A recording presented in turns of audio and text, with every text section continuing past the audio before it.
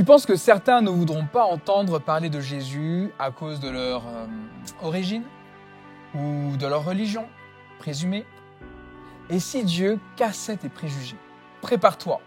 Cette histoire montre comment l'Esprit envoie un juif zélé chez un soldat polythéiste et comment les barrières tombent.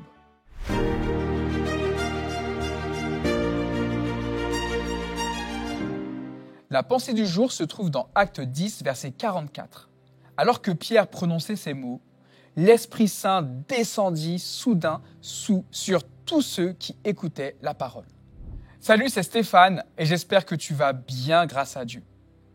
Pierre est un pilier de l'Église naissante, un apôtre zélé pour l'Évangile. Pourtant, malgré sa foi et son engagement, il reste influencé par son éducation et ses traditions juives.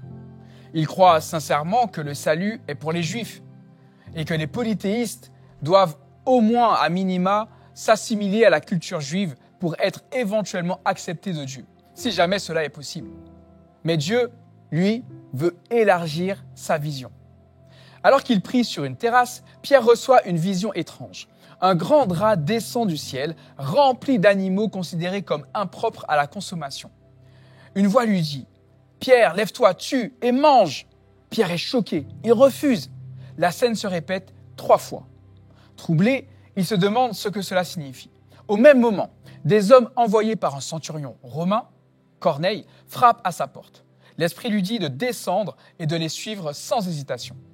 Arrivé chez Corneille, Pierre découvre une maison remplie de polythéistes assoiffés de vérité. Il prend la parole, encore hésitant, mais fidèle. Il annonce Jésus, mort et ressuscité. Alors qu'il parle, l'Esprit tombe littéralement sur toute l'assemblée comme à la Pentecôte.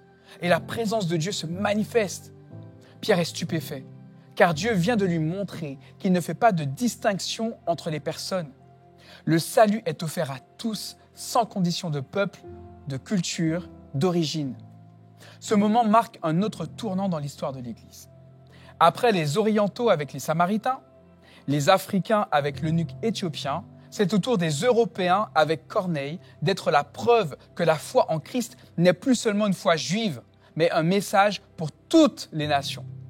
L'Esprit brise les murs que les hommes ont érigés.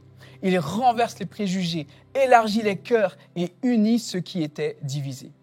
T'est-il déjà arrivé de t'entendre dire « Oh, c'est une perte de temps de présenter l'Évangile à cette personne.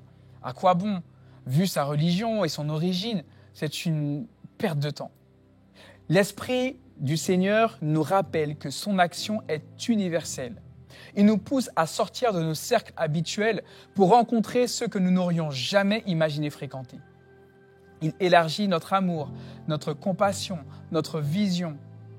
Comme Pierre, tu dois parfois reconnaître que Dieu veut nous formater et réinstaller son logiciel en nous.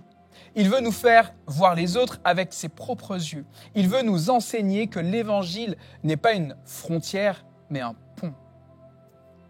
Et quand nous obéissons, des vies sont transformées, des familles touchées, des communautés changées. Aujourd'hui, demande à Dieu de te montrer s'il y a en toi des barrières à faire tomber. Sois prête à aller vers ceux que tu aurais spontanément exclus, car l'Esprit est à l'œuvre au-delà de nos limites et il veut t'y associer.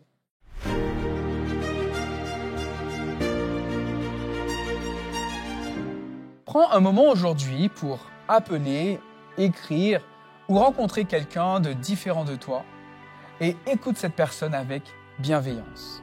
Que le Seigneur t'inspire et te dirige avec puissance.